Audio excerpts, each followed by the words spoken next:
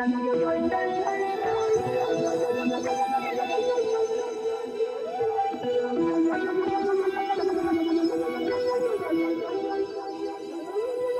up, everybody? It's CMP with Craftmaster Productions and Studio1Tutorials.com. Respect hip-hop culture, and don't forget to stop by Studio One Tutorials and pick up a copy of the Super Slimy MIDI drums pack. It's a MIDI drum pack. It also comes with a free 808 kit. It also comes with a bunch of extra melody MIDI files and sample loops. It's a really comprehensive pack. It's probably the best product I've put out to date, and people are loving it.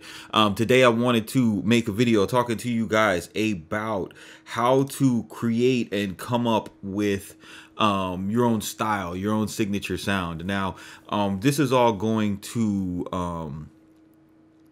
it's kind of from left, right? You don't do this by opening up the DAW and making beats.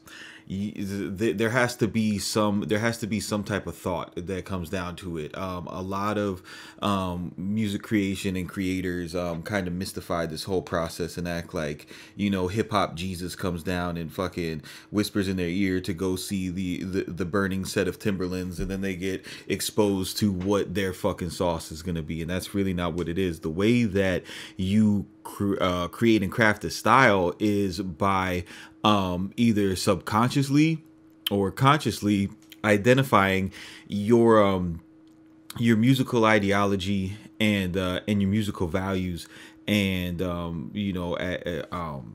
your tastes and what you like. So I just recently, I wanted to come up with a new style. This is how I was able to put this together.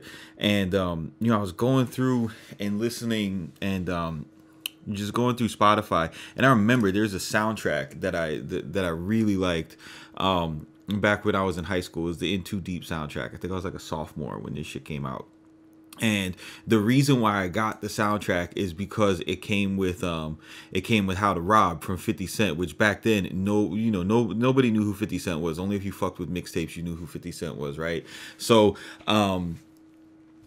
it was I liked the song because I thought it was dope. He called out everybody in the industry. It was a cool concept. I was looking forward to the Mad Rapper album because I was a fan of D-Dot's production from the Hitman stuff. And when I went to the store, I'm like, yo, this has got Trick Daddy on it, you know what I mean? It's got Capone and Noriega and the Lox. So there's this Capone and Noriega song on there with the Lox. It's called Bleeding from the Mouth. And always loved this beat, and I ran across it. I was listening to it. I was like, yo, I want to create a style based off of this type of hip hop. So the way that because I'm gonna play you the beat I did, and I'll play you the song. The song is running from cops, heat beef on the corner. Been through cold cells, stuck in the bench. The rap performer, I've been put the Mac up on you. Look, faggot, turn around, you shook faggot. I've been a star since Pat Benatar, seeing in locks. Type of shit that have you free in the box. Yo, this is my shit. I fucking love that song. But if you listen to it, the way that that the musical backdrop is, it isn't a sample, it's a Trackmaster's beat. And as I was like, what do it's a Trackmaster's beat. Trackmasters are legendary producers, and what they were kind of famous for was taking like grimy ass acts like Nas and Capone and Noriega, and being able to make them beats that would take them to the mainstream, but it wasn't like on some sellout shit, right? So a big way that they were able to do this was they didn't use samples. They used sound modules and instrumentation. So I went and I started thinking and organizing, like, yo, okay, what is like kind of the DNA of this, right? And so I just thought about it. I wrote it down. I wrote down a piece of paper here so I can show you guys what. Start thinking about the instruments, the melodic instruments. There's a guitar, there's a piano, there's strings, and a sub bass, right? Now, you know, their version of it, you know, they're using boom bap drums. They're not using 808s. So I'm like, all right, cool. So if I just if I stick around, you know, using a guitar, piano, and strings, you know, perform, you know, and program them well, I'm gonna get, you know, for me, I'm gonna get into this vibe. And then I started, you know, going through some more different Trackmasters beats, some of their favorite my favorite songs of them, like The Message from Nas, and the stuff that they did on It Was Written, and the guitar, piano, and strings. Every time, guitar, piano, strings, guitar, piano, strings, guitar, piano, strings. So I'm like, boom, you know, that's easy. Those instruments always sound good together. And you know, if you think about some of like the, you know, the biggest, hugest, most classic smash hits across any genre whatsoever, guitar, piano, strings, right? So I'm like, all right, cool.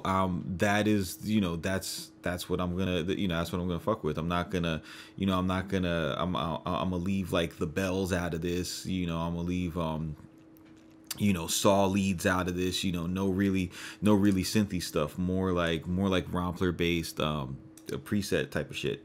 So now this is live. My Studio One people, don't fucking freak out, bro. If we go into the mixer view, I'll show you guys kind of like how I approach this, right? So I got a piano, but this is where you start to, you know, start putting your own emphasis into it. Well, let me just play you the beat first so you can kind of hear what we did.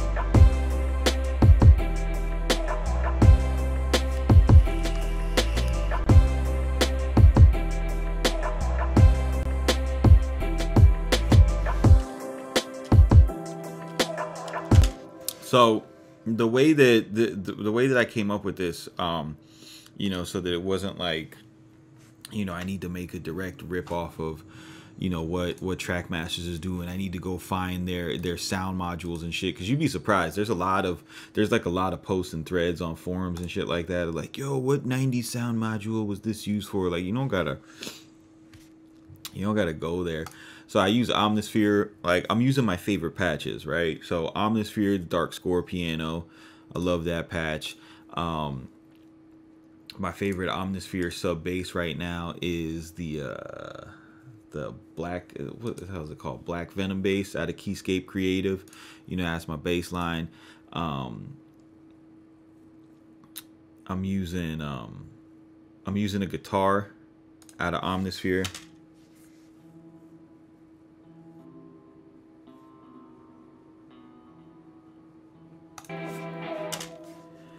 And that's you know, that's being processed through Guitar Rig, because another key part of the vibe that I wanted to add onto it. Now I'm thinking, like, what do I want to put onto it?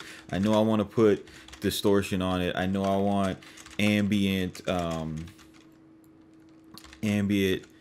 Guitar Rig delays. All right.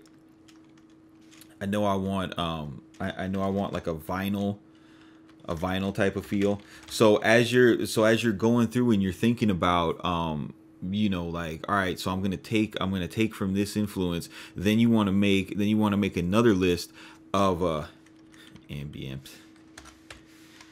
Then you want to make another list of what you're gonna add to it. You know, what is gonna be what's gonna be your contribution to flipping this. And then I knew that I wanted to add like trap rolls on the hi-hats, and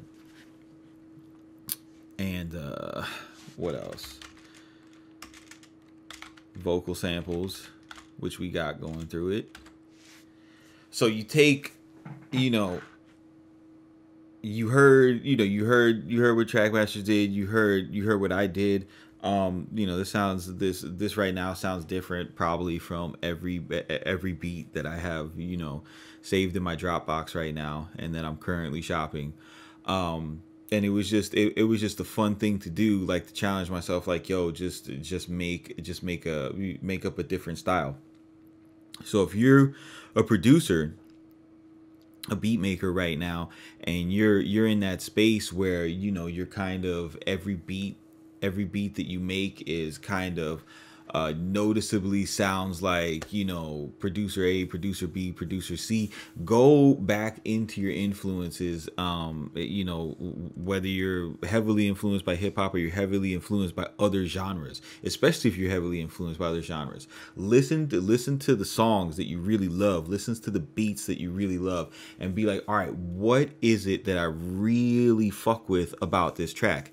Take those elements, write them down, then make a space, and then be like, what can I add to this to make it my own? Then you know, make it a sticky note on your desktop, and when you're producing, when you get stuck and you don't know what to add, it's all right here. It's like, okay, you know, because I'm like, when I go into this chamber, I'm going to be like, okay, I put this up, you know, do I have any trap rolls? Did I put the vinyl effect on yet? Oh, that's right, I don't have any vocal chants on it. And then you'll be able to produce. The beats aren't always going to sound the same, but they are always going to, because you have the same ingredients going into the process, they're going to have the same signature. And then over the course of 15-20 beats, you'll start to create your own sound. So this is CMP with Craftmaster Productions, Studio1Tutorials.com. Respect hip hop culture, keep it simple, don't be basic, and I'll see you on the next one.